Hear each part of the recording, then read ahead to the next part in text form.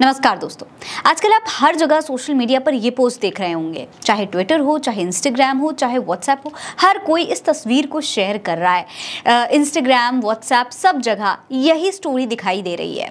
आम जनता से लेकर सेलिब्रिटी तक और नेता तक इसे पोस्ट कर रहे हैं। ऑल आइज ऑन रफा, ये स्टोरी हर जगह है, लेकिन क्या आप इसका मतलब जानते हैं? क्या आप जानते हैं कि आखिर इस तस्वीर को शेयर क्यों किया जा रहा है और इसके पीछे की पूरी कहानी क्या है? दोस्तों, अगर आप इसके बारे में नहीं जानते हैं तो आपको बता देते हैं कि ऑल आइज ऑन रफा का मतलब है सभी आंखें रफा पर टिकी हुई हैं। दोस्तों, रफा जो है वो इजराइल का एक छोटा सा शहर है। इजरायली सेना ने गाजा के बाद अब रफा पर हमला किया हुआ है। 3 दिन पहले रफा के शरणार्थी शिविरों पर हमले में 45 से ज्यादा फिलिस्तीनियों की मौत हो गई और दर्जनों लोग घायल हो गए।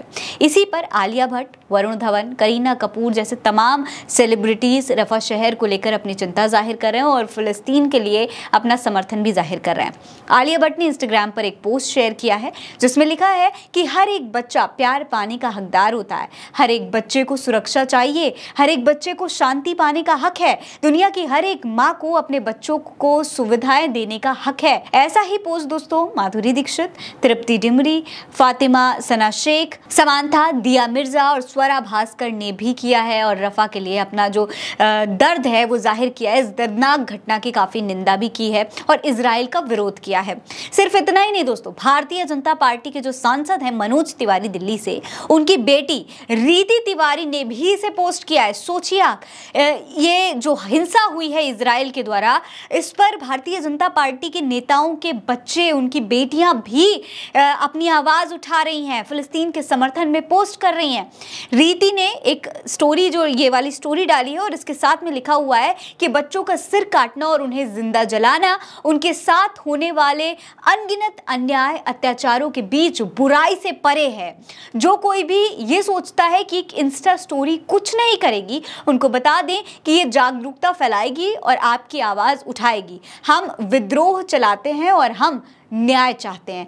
तो यहाँ पर दोस्तों आप देख सकते हैं कि भारतीय जनता पार्टी के नेता की बेटी भी इस पूरे मामले को देख रही हैं, उनको समझ रही हैं और एक युवा के तौर पर वो अपना कर्तव्य निभा रही हैं। उनके कहने का मतलब साफ तौर पर यही है कि कोई भी बच्चे हों, कोई भी निर्दोष जनता हो, उसे इस तरीके से हिंसा में या युद्ध में नहीं झोंका जाना चाहिए। अब दोस्तों, आखिर रफा में ऐसा हुआ क्या था, क्या कुछ हुआ, कैसे ये हमला एक बार फिर से शुरू हुआ, इसके बारे में भी हम आपको बता देते हैं। दोस्तों, 26 मई की देर शाम इजरायली सेना ने गाजा पट्टी के दक्षिणी शहर राफा में रिफ्यूजी फिलिस्तीनियों के कैंप पर हवाई हमला कर दिया।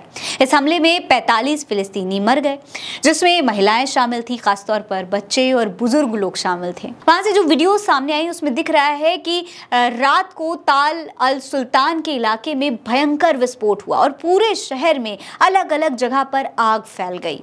ये तस्वीरें दोस्तों इतनी भयानक है, इतनी भयंकर हैं कि हम आपको यहाँ पर दिखा भी नहीं सकते। ये हमला अभी पिछले साल अक्टूबर से शुरू हुआ हमला नहीं है। ये गाजा पर, ये इजराइल का जो हमला है, फिलिस्तीन पर ये जो हमला है, ये बीते कई सालों से युद्ध चला आ रहा है और अब ये युद्ध इस हद तक पहुंच चुका है जहां पर मासूम बच्चे, बुजुर्ग, महिलाएं, तमाम लोग अपनी जान गंवा रहे हैं। आम जनता अपनी जान जो है गंवा रही है। दोस्तों, बीबीसी की एक रिपोर्ट के मुताबिक एक स्थानीय महिला ने वहां के रिपोर्टर को बताया कि 3 बच्चे वहां पर अचानक से घायल हो गए। ये कौन सा जमीर और कौन सा धर्म है? यहाँ कौन सी मानवता है? दुनिया कहाँ है? देश कहाँ है? उन्होंने लोगों को जला दिया। उन्होंने ताल अल सुल्तान में एक पूरे कुनबे को जला दिया। लोग अभी भी जल रहे हैं। हमारे लिए खुदा ही है, वही इसका हिसाब करेगा। अचानक एक मिसाइल हमारे ऊपर गिरी, एक पास के इलाके पर सारे लोग जल गए। जाकर देखो उनके साथ क्या हुआ है। दोस्तों, खबर के मुताबिक महिला ने बताया कि जब हमला हुआ तब वो शिविर में ही थी। उसने ये भी बताया कि हम सब वहाँ पर मगरिब की नमाज पढ़कर बैठे थे, बच्चे सो रहे थे, वहाँ कुछ भी नहीं था। हमने अचानक तेज आवाज सुनी और हमारे चारों ओर आग भड़क उठी। बच्चे चिल्ला रहे थे, सभी कमरे चारों ओर से आग की चपेट में थे। डरावनी आवाजें आ रही थीं। ऐसा लग रहा था कि मानो छर्रे कमरों में घुस रहे हों। जब इजरायली धमाका हुआ तब फादे खुदान पास में ही थी। उन्होंने ये सब कुछ बताया दोस्तों। उन्होंने ये भी कहा कि हम घर के दरवाजे पर सुरक्षित बैठे थे, अचानक हमें एक मिसाइल की आवाज सुनाई दी, हम भागे, सड़क धुएं से भरी हुई थी, हर तरफ धुआं ही धुआं था, हमें कुछ नजर नहीं आ रहा था, हम एक कमरे में गए और कोई नहीं था वहां पर। जब हमने चारों तरफ देखा तो हमें एक लड़की और एक युवक मिले जो कि मरे हुए थे और उनके शव क्षतिग्रस्त थे, बुरी तरीके से जले हुए थे। दोस्तों इस पूरे मामले पर इजराइल के प्रधानमंत्री बेंजामिन नेतन्याहू का जो रिएक्शन आया है वो वाकई में बहुत अमानवीय है।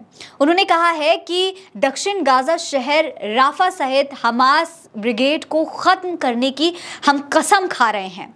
इजराइल के प्रधानमंत्री ने कहा कि दुनिया में ऐसी कोई ताकत नहीं है जो हमें रोक सके, ऐसी कई ताकतें हैं जो हमें रोकने की कोशिश कर रही हैं, लेकिन इससे कोई फायदा नहीं है। नेतन्याहू ने कहा कि हमास ने जो गलती की है उसको सबक सिखाना होगा। दोस्तों ये कहानी पिछले साल अक्टूबर में शुरू नहीं हुई थी, ये सालों से चल रही है, बहुत पुरानी कहानी है। जब से इजराइल ने फिलिस्तीन में घुसकर उसकी जमीन पर कब्जा किया है तब से ये कहानी चली आ रही है। इजराइल और फिलिस्तीन के बीच का ये युद्ध तब से चल रहा है, लेकिन अब ये युद्ध अपने हर हद पार कर चुका है। दोस्तों कुछ समय पहले तक देश के प्रधानमंत्री जो हैं, हमारे देश के प्रधानमंत्री नरेंद्र मोदी ये दावा कर रहे थे कि वो युद्ध रुकवा देते हैं। उनके तमाम समर्थक ये दावा करते थे कि मोदी जी ने इजराइल और फिलिस्तीन की जंग रुकवा दी, लेकिन यहाँ तो कोई जंग रुकी हुई दिखाई ही नहीं दे रही है।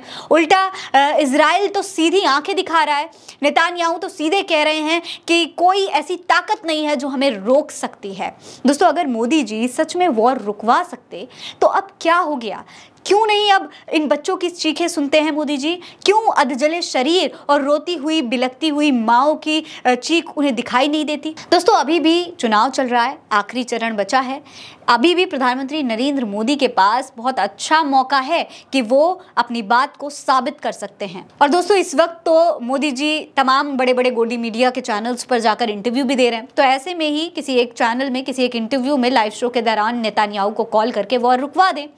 हो सकता है उनकी जो बात है वो साबित हो जाए। आपको क्या लगता है, क्या मोदी जी सच में वॉर रुकवा सकते हैं या फिर ये भी जुमलेबाजी है? अपनी राय में कमेंट सेक्शन में लिखकर जरूर बताइए।